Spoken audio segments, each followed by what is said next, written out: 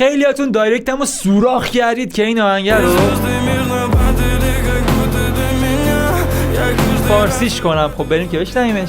ستاره آروم واسم فرو میریزن، هر بار آرزو کردم تو رو از دستت ندم، دیگه نمیکشم اینطوری میره عذابم، تو نیستی مال من نه. شیشه صبح توی آتیش، بوی عکس ازتون جا، خاطرات تو همراه باش میسوختن.